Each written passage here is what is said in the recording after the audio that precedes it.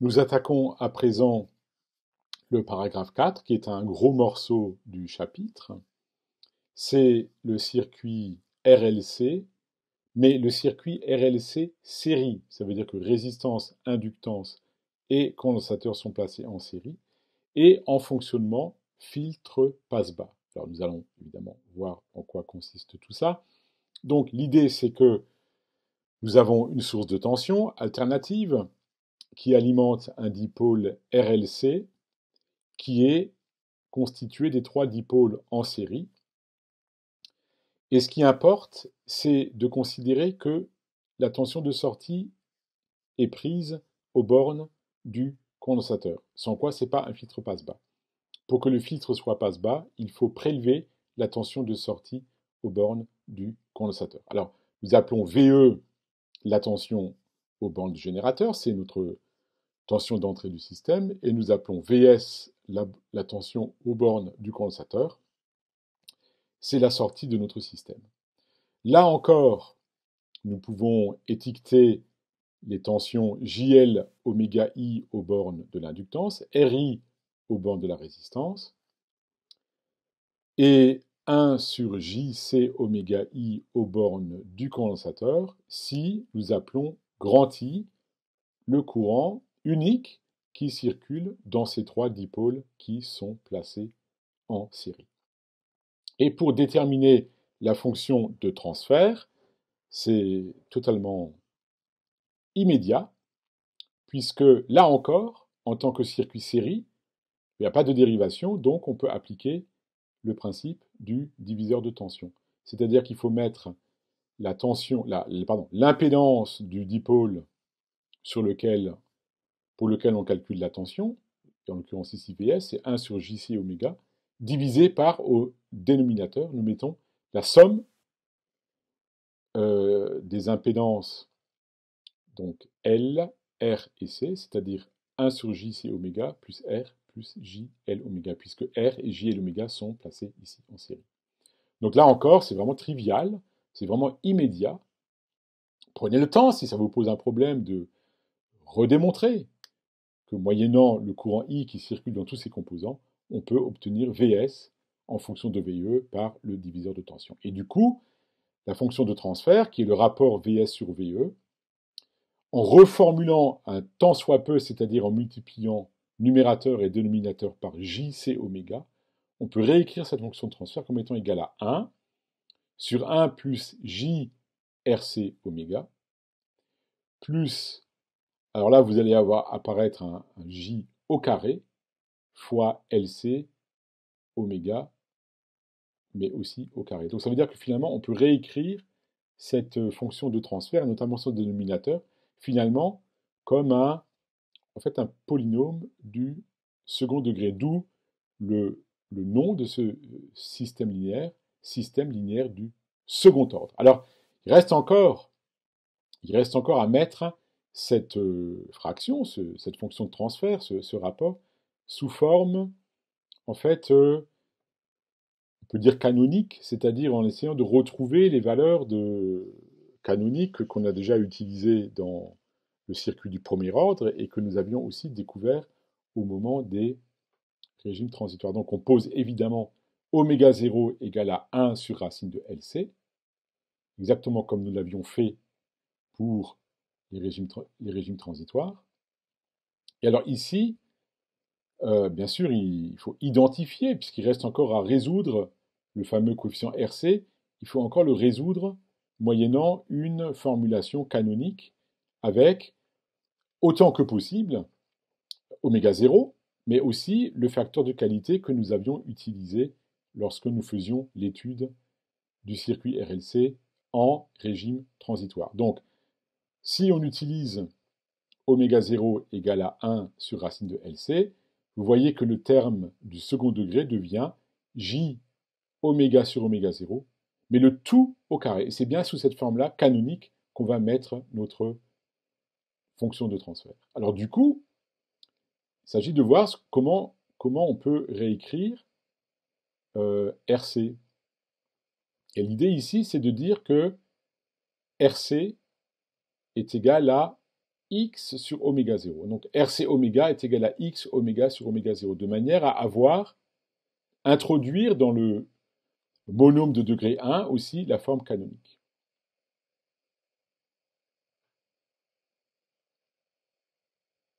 Donc en fait, voilà, il faut que RC, on le reformule sous la forme x sur oméga 0. Oméga 0 est connu, c'est 1 sur racine de LC.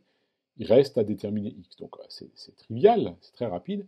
X est égal à RC multiplié par oméga 0 qui vaut 1 sur racine de LC. On simplifie, ça fait R que multiplie racine de C sur L. Et ça, en fait, on reconnaît notre facteur de qualité que nous avions défini dans le chapitre sur l'étude des régimes transitoires. Puisque Q, souvenez-vous, Q est égal à 1 sur R fois racine de L sur C. Donc ici, RC est égal à, en fait, 1 sur Q.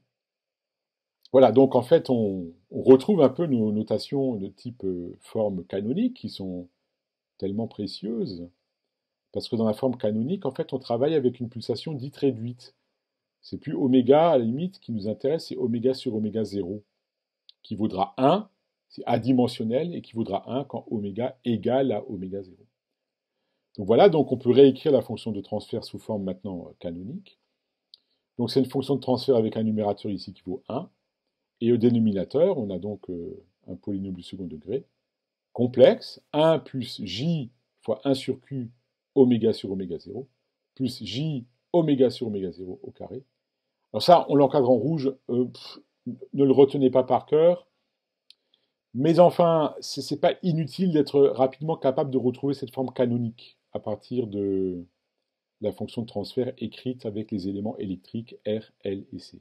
On peut étudier les tendances asymptotiques. Quand oméga tend vers 0, alors au dénominateur, eh ben, tout tend vers 0 à l'exception de 1. En fait, le dénominateur tend vers 1. Et par conséquent, la fonction de transfert tend vers 1 et la phase phi, du coup, tend vers 0. Parce que 1 c'est réel, ça veut dire que l'argument d'un nombre réel c'est 0. Par contre, quand oméga tend vers plus l'infini, alors au dénominateur, c'est le terme du second degré qui prime, quand oméga tend vers plus l'infini, tout le reste est négligeable, et vous avez la fonction de transfert qui tend vers 1 sur j oméga sur oméga 0 au carré. Là, il y a une petite erreur, hein, il y a aussi, le j est aussi au carré, j'ai mal placé les parenthèses. Hein.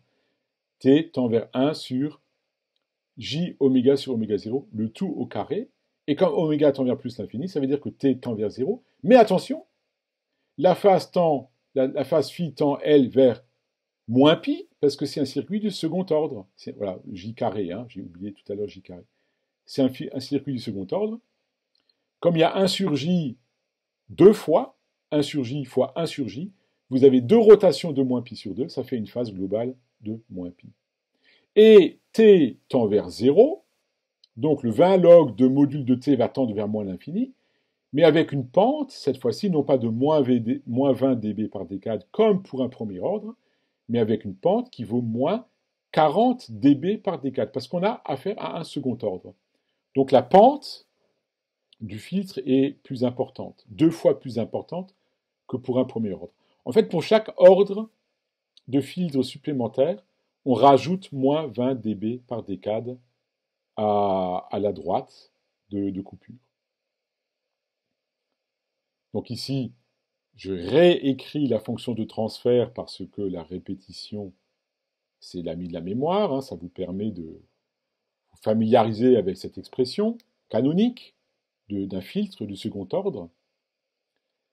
Et du coup, maintenant la question c'est, ok, mais ça c'est complexe, donc on va un peu préciser en calculant module et argument de cette fonction de transfert complexe. Et ensuite, on va donner quelques résultats intéressants parce que si je calcule le module, donc là, je peux développer j au carré, ça fait moins 1.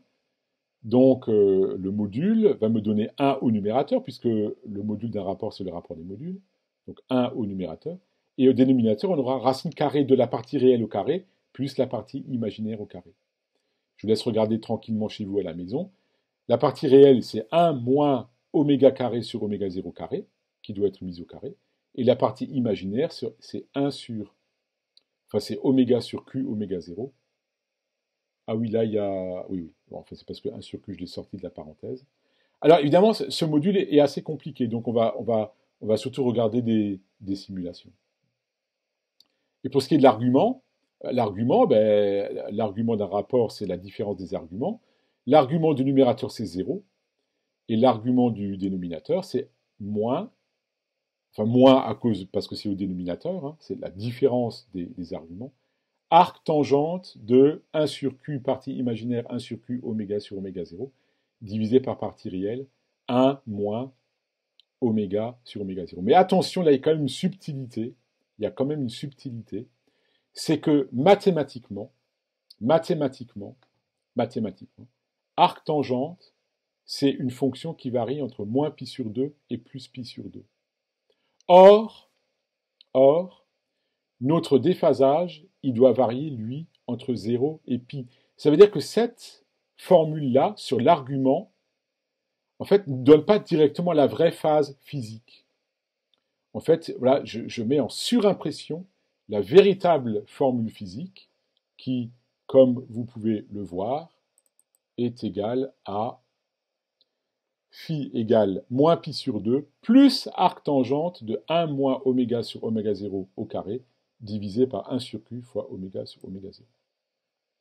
Voilà, donc ça c'est quand même important. Hein. C'est important de comprendre que c'est une subtilité qui est liée aux maths. La définition de la fonction arc tangente, c'est une fonction qui va entre moins pi sur 2 et plus pi sur 2. Donc l'argument calculé ici, écrit de façon manuscrite, ne peut pas être la vraie phase physique de votre circuit. Donc en fait, il faut bien considérer la formule phi en surimpression qui vous donne la phase physique qui varie bien entre 0 et moins pi. La phase phi doit varier entre 0 et moins pi. Et non pas ici comme entre pi sur 2 et moins pi sur 2, moyennant l'expression mathématique. Alors ce que j'écris ici de façon manuscrite, c'est un peu mal formulé. Hein. Et donc là, l'argument de t, d'après ma formule, varie entre pi sur 2 et moins pi sur 2, puisque c'est argument de t est égal à moins arc tangente, or arc tangente varie entre moins pi sur 2 et plus pi sur 2. Mais la vraie phase physique, elle, varie entre 0 et moins pi, et donc c'est la formule phi en surimpression qui est la bonne formule physique pour une question de subtilité, de définition de la fonction mathématique arc tangente. J'insiste pas parce que c'est un peu hors programme, mais je voulais quand même préciser ça de façon rigoureuse pour que vous ne soyez pas surpris pour le cas où vous tomberiez sur un exercice dans lequel on vous demande de faire des calculs numériques, auquel cas, avec la mauvaise formule, évidemment, vous obtenez évidemment de mauvaises valeurs. Alors, on va simuler tout de suite après dans une vidéo à venir, et pour ça, on va tout de suite préparer un peu les valeurs numériques. Alors, on va prendre L, l'inductance égale à 10 puissance moins 6 Henri. Et en fait, on va reprendre les valeurs numériques qu'on avait déjà quand on avait fait des simulations de régime transitoire. Et on va prendre C égale 10 puissance moins 10 farad. Et 10 puissance moins 10 farad, c'est 100 picofarad. Alors ça, pourquoi? Parce que ça me donne des valeurs faciles à calculer.